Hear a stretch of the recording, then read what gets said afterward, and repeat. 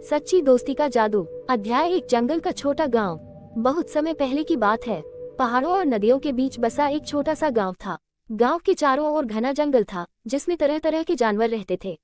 गांव के बच्चे अक्सर जंगल के किनारे खेला करते, लेकिन उन्हें ये हिदायत दी जाती कि कभी भी जंगल के अंदर गहराई तक मत जाना, क्योंकि वहां खतरा हो सकता है। गांव में दो सबसे अच्छे दोस्त रहते थे, राजू और गुड्डू। राजू चंचल और होशियार था, जबकि गुड्डू थोड़ा शांत और डरपोक किस्म का था। दोनों एक दूसरे से बिल्कुल अलग थे, लेकिन दोस्ती इतनी गहरी थी कि लोग कहते, अगर राजू कहीं जाएगा तो गुड्डू जरूर साथ होगा। अध्याय 2 रहस्यमयी गुफा। एक दिन दोनों दोस्तों ने सोचा कि क्यों न जंगल में जाकर कुछ नया खोजा जाए।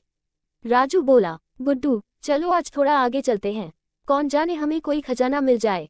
गुड्डू ने डरते हुए कहा, नहीं राजू, हमें माँ ने मना किया है, जंगल के अंदर खतरा हो सकता है। राजू हंसकर बोला, अरे डरपोक, जब मैं हूं तो किस बात का डर, हम बस थोड़ी दूर तक ही जाएंगे। गुड्डू अपनी दोस्ती निभाने के लिए आखिरकार मान गया। दोनों पेड़ों के बीच बीच से गुजरते हुए जंगल के भीतर पहुंचे। तभी उन्हें बेलों से ढकी एक पुरानी गुफा दिखाई दी। गुफा बहुत रहस्यमयी लग रही थी। अध्याय 3 गुफा का रहस्य। राजू ने तुरंत अंदर जाने का निश्चय किया, पर गुड्डू ने कहा, राजू ये गुफा कुछ अजीब लग रही है, मुझे अच्छा नहीं लग रहा। लेकिन राजू की जिज्ञासा उसे रोक नहीं सकी। दोनों अंदर गए। गुफा के अंदर अंधेरा था, लेकिन पत्थरों से टपकती पानी की बूंदें मोतियों की तरह चमक रही थीं। अचानक दोनों को गुफा के बीचों बीच एक बड़ा सा लकड़ी का संदूक दिखाई दिया। राजू ने उत्साह से कहा, देखो, मैंने कहा था ना हमें खजाना मिलेगा। संदूक खोलने पर उन्हें सोना चांदी नहीं, बल्कि एक पुरानी चमड़े की किताब मिली। किताब के पहले पन्ने पर लिखा था, ये किताब सिर्फ सच्ची दोस्ती वालों के लिए है, जो इसे स्वार्थ के लिए उपयोग करेगा उसका अनर्थ होगा। गुड्डू ने किताब बंद कर दी और बोला, राजू मुझे ये ठीक नहीं लग रहा, चलो इसे यहीं छोड़ दें। लेकिन राजू की आंखों में चमक आ गई। उसने कहा, गुड्डू हम इसका राज जानेंगे, क्या पता इसमें जादू हो। अध्याय 4 किताब का जादू। दोनों किताब को लेकर गांव लौटे। रात में राजू ने किताब खोली। उसमें लिखा था, अगर दो दोस्त पूरी सच्चाई और विश्वास से मिलकर कुछ मांगेंगे तो ये किताब उनकी इच्छा पूरी कर सकती है। राजू ने गुड्डू से कहा, चलो हम कुछ मांगते हैं। गुड्डू ने डरते हुए कहा, लेकिन हमें अपनी इच्छा सोच समझकर मांगनी चाहिए। राजू ने कहा, ठीक है, हम मानते हैं कि हमारे गांव के लोग हमेशा खुश रहें। दोनों ने मिलकर किताब पर हाथ रखा और प्रार्थना की। अगली सुबह गांव में अद्भुत बदलाव था। खेतों में पहले से ज्यादा अनाज उगा, कुएं का पानी मीठा हो गया और बीमार लोग ठीक हो गए। गांव वाले खुश होकर दोनों दोस्तों को धन्यवाद देने लगे। अध्याय 5 स्वार्थ की परीक्षा। कुछ दिनों तक सब अच्छा चलता रहा, लेकिन धीरे धीरे राजू के मन में लालच आने लगा।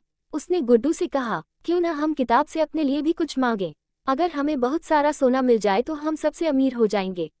गुड्डू ने समझाया, राजू किताब ने साफ लिखा है, इसे स्वार्थ के लिए मत इस्तेमाल करना, हमें सावधान रहना चाहिए। लेकिन राजू ने उसकी बात नहीं मानी। रात को उसने अकेले किताब खोली और कहा, मुझे ढेर सारा सोना चाहिए।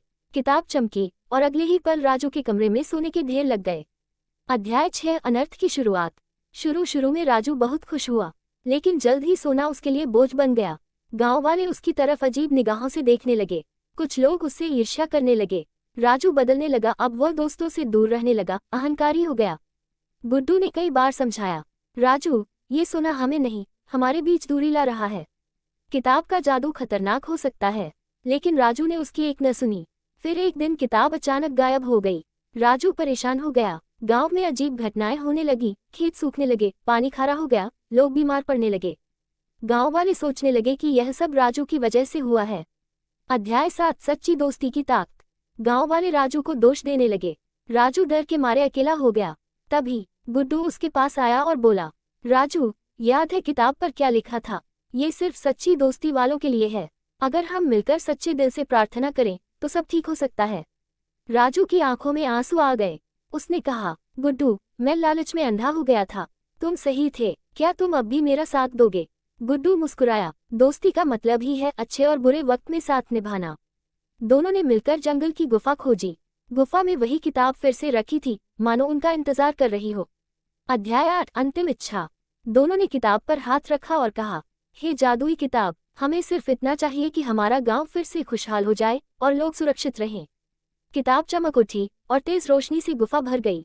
अगली सुबह गांव में सब कुछ बदल गया, खेत हरे भरे हो गए, पानी मीठा हो गया, लोग फिर से स्वस्थ हो गए। गांव वालों ने दोनों दोस्तों को गले लगाकर धन्यवाद दिया। राजू ने सबके सामने कहा, मैंने लालच में गलती की थी। असली खजाना सोना चांदी नहीं, बल्कि दोस्ती, विश्वास और ईमानदारी है। कहानी की सीख। 1. सच्ची दोस्ती हर मुश्किल को आसान बना सकती है। 2. लालच हमें बर्बादी की ओर ले जाता है।